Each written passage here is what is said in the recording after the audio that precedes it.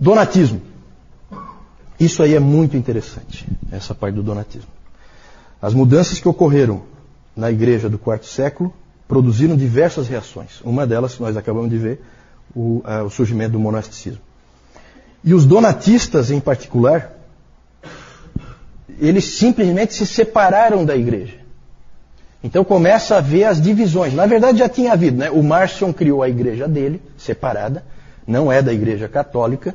O Montano também tinha as suas igrejas, que também não fazem parte da igreja católica. Então divisões sempre existiram. Tá? Essa história, nunca compre esse papinho de que o catolicismo romano não é como o protestantismo, que é cheio de divisões. O catolicismo romano sempre teve divisões e continua tendo. Ele é dividido internamente, completamente. Então nunca comprem esse papinho aí, que não dá para acreditar. Tá? O donatismo, então, foi esse movimento de separação. E nós vamos ver por que eles se separaram. Todas as controvérsias desse tipo em que há separação costumam girar em torno da seguinte pergunta: o que é realmente a igreja? O que é realmente a igreja? É isso que esses caras se perguntavam. E aí, dependendo da tua resposta, você fica com os outros ou não. Isso continua assim, não é diferente hoje. E tudo começa, gente, com o problema dos pecados depois do batismo. Por isso que eu digo, uma coisa está sempre ligada à outra. Nós já falamos sobre isso, né? O batismo tinha que, lembram? O batismo tinha que ser deixado para bem tarde. E assim se cria por causa do perigo do pecado que você comete depois. O Pastor de Hermas, que era um dos livros que perigou de entrar, lembram? Perigou de entrar no cânon. Esse livro, Pastor de Hermas. Ele dizia que só um pecado grave pode ser perdoado depois do batismo. Só um. O que é um pecado grave? Né? Aí começou, né? Aí o Orígenes disse que idolatria, adultério e fornicação não poderiam ser perdoados. O Tertuliano começou um pouquinho mais brando, mas mais tarde ele já radicalizou. Adúlteros e fornicadores não tinham perdão.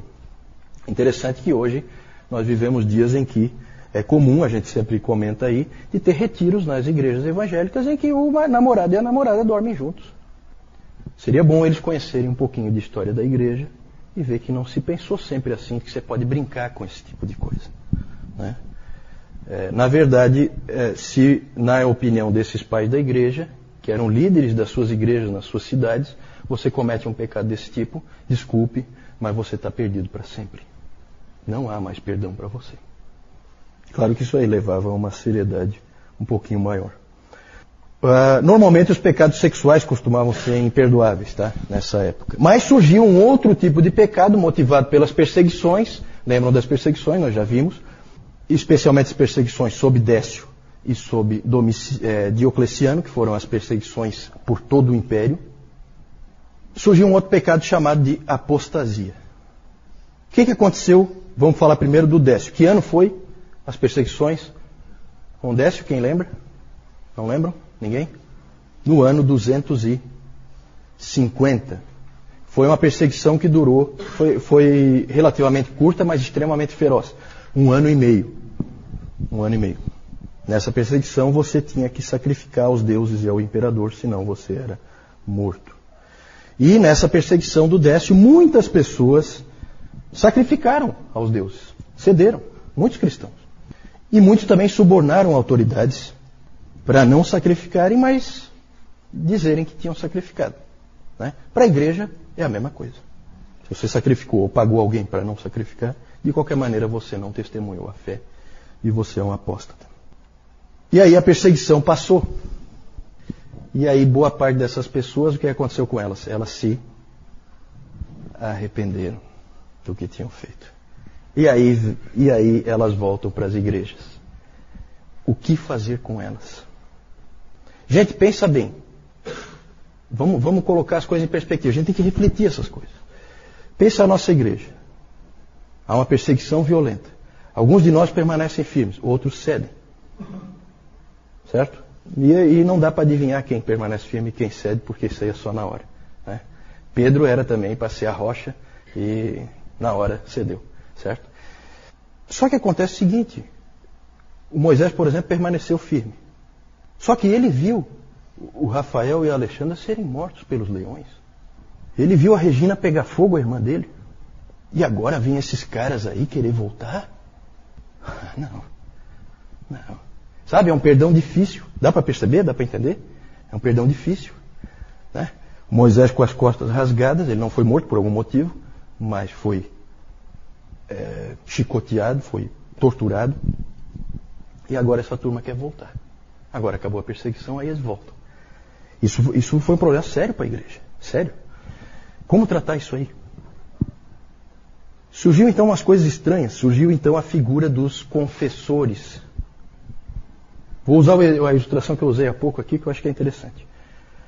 O que é um confessor? Confessor é um indivíduo que permaneceu firme, mas por alguma razão não foi morto. Na minha ilustração seria o Moisés.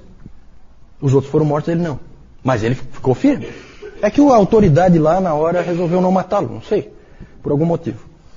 E ele então passa a ser um confessor. E aí começou a circular no meio das pessoas, na cabeça das pessoas, que quem poderia perdoar o pecado de apostasia eram os confessores. Então começou a se procurar esses indivíduos.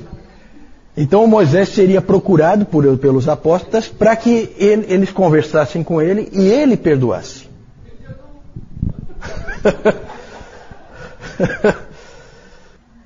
Muitas pessoas não se conformaram com isso, porque aí o Moisés, esses confessores, eles eram reverenciados, eles eram heróis. A igreja via eles como heróis. Né? Claro que os que morreram também, mas aquele era um herói vivo. Né? Então, isso aí levou a um problema na igreja e levou a vários tipos de posição. Muitas pessoas, porque aí o Moisés ele ouvia a pessoa e ele passava lá um sermão nela, não sei como é que ele fazia, e a pessoa então estava perdoada, podia voltar. Só que muita gente disse, não, isso aí é perdão barato. Não aceito. E batiam o pé. E aí surgiu um indivíduo, um bispo rival em Roma, chamado Novaciano, isso lá no século III, porque é na perseguição de Décio.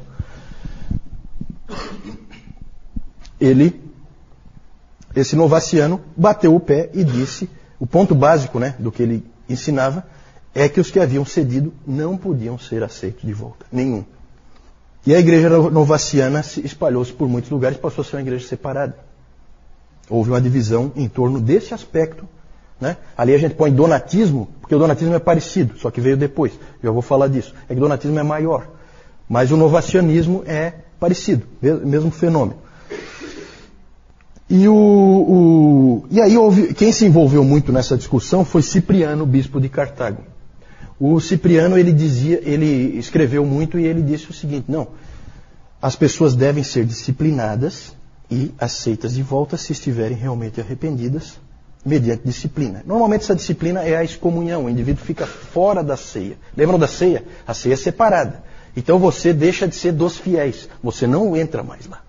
Mas você volta a ser aceito como cristão, você agora vai ser, por um bom tempo, você vai ser reanalisado, vai alguém encostar em você, vai te orientar e tal, vai fortalecer a tua fé. Esse era o pensamento que o Cipriano tinha. Só que ao mesmo tempo o Cipriano dizia, isso vale para os cristãos comuns, não vale para os bispos e presbíteros. Bispo e presbítero tem que ser um homem espiritual. Se não é espiritual, se foi lá e sacrificou para deuses, um abraço, até logo. Nisso o Cipriano conseguiu desagradar os dois lados, porque daí ele não ia nem para um lado nem para o outro. Né? Mas foi importante o que ele escreveu, né? Foi conduzindo a discussão. Ele dizia que deveria... Bom, já falei isso. Em 303 começa a perseguição sob Diocleciano. Essa dura 10 anos. E essa era uma perseguição diferente. Em vez de você sacrificar para os ídolos, o que você tinha que fazer era trazer as escrituras que você tivesse em casa, para serem queimadas em praça pública. Você trazia, entregava, e aí isso era queimado. Né? E você não era morto. Porque eles entendiam que se você entregou, você não é um cristão realmente. E muitas pessoas cederam. Essas pessoas foram chamadas de traditors. Os traditors. Que vem de tradere, que era trazer, entregar. Pessoas que entregavam. Daí vem o nosso termo traidor. Traidor. Traidor vem dessa palavra. Traidor vem desse evento histórico. Certo? É o indivíduo que vem e entrega aquilo que não era para ele ter entregado. Né? Os traditors. E aí o problema se repete. O que fazer com os traditores? Porque agora é em outra época, tá? Nós falamos de 250, perseguição sob Décio, agora é outra época. Mais de 50 anos depois. Perseguição sob Diocleciano. Só depois de 10 anos parou a perseguição. O que fazer com os traditores? O líder dos linha dura dessa vez chamava-se Donato. Era um bispo rival em Cartago, não em Roma, como Novaciano. E ele dizia, não tem como voltar, não aceito nenhum. E aí se criou então, ele se separou e se formou a igreja donatista, que era separada. E é interessante que é a igreja separada mesmo, tá? Em Hipona é a cidade do Agostinho. Agostinho foi bispo de Hipona. Na mesma rua de Hipona ficava a igreja do Agostinho e um pouquinho adiante a igreja donatista. Eram igrejas separadas. Certo? E essa igreja ela se espalhou principalmente no norte da África. E é interessante porque isso aí acabou havendo uma situação tão... acabou misturando elementos políticos, tá? E aí se surgiu, inclusive, uma guerra. Essas guerras religiosas, nunca acreditem que ela é puramente religiosa, tá? Quando você vê lá os irlandeses lá, os protestantes e os católicos e tal, nunca creia que aquilo ali é realmente uma guerra religiosa, tá? Sempre tem um elemento político por trás daquilo, tá? E ali também havia elementos políticos. E o interessante é que começaram a surgir donatistas radicais, conhecidos como circunceliões. Os circunceliões, alguém já ouviu esse nome, circunceliões? Os circunceliões, eles eram uns tipos esquisitos, eles viviam em tendas e eles consideravam o martírio a principal virtude cristã. E eles atacavam ferozmente os católicos. Católicos não entenda como católico romano, tá? Os católicos são a igreja única. Eles atacavam ferozmente os católicos, destruíam as igrejas dos católicos, matavam os católicos, eles eram violentos. Só que muito fiéis ao Senhor, né? Porque é interessante que eles achavam que o Senhor tinha proibido de usar a espada. Eles achavam que na palavra proibia, por causa daquela coisa de embainhar a espada, que não era para eles usarem espada, né? Então eles não usavam espada, mas usavam porrete, cacetete, tá? Coisas que o Senhor Jesus não tinha dito absolutamente nada a respeito, certo? Então vocês imaginam como que era a situação ali. O Agostinho participou ativamente de... Pode passar isso eu acho que... Isso aí mesmo, os traidores. Perseguição sobre... Aí está errado, né? Não é Domiciano, é Diocleciano. Tá? Tem um erro aí. Isso. Pode voltar?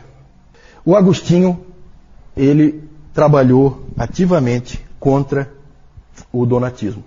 Ele insistia que a igreja no mundo é uma igreja peregrina e que ela é como a Arca de Noé. Dentro dela há animais puros e animais impuros. A pureza da igreja vem de Cristo e não dos membros dela. Isso Agostinho bateu muito nessa tecla e ele sonhava muito em ver a igreja de novo sendo uma só, porque a igreja dividida gerava todo tipo de problema, inclusive depois problemas em questão de batismo. Se você era batizado na igreja donatista, valia para a igreja, né? Um se convertia para um lado, daí para o outro, e isso aí gerava todo tipo de problema. E o que aconteceu, para resumir a história, é que o donatismo acabou condenado em 411, num concílio que foi feito, um concílio menor que foi feito ali localmente, que foi convocado pelo imperador Honório, na época, para resolver o problema. E aí ele foi condenado, o donatismo, e aí aconteceu uma coisa, pela primeira vez na história, que ia se repetir várias vezes. O donatismo foi condenado, e aí o imperador, pela força, obrigou todas as pessoas que estavam na igreja donatista a se converterem à igreja católica, certo? Então começa esse fenômeno da conversão pela força, que ia aparecer dali para frente. Acho que é a primeira vez que isso aparece, tá? E depois isso vai aparecer um monte de vezes, inclusive aqui na colonização da América, né?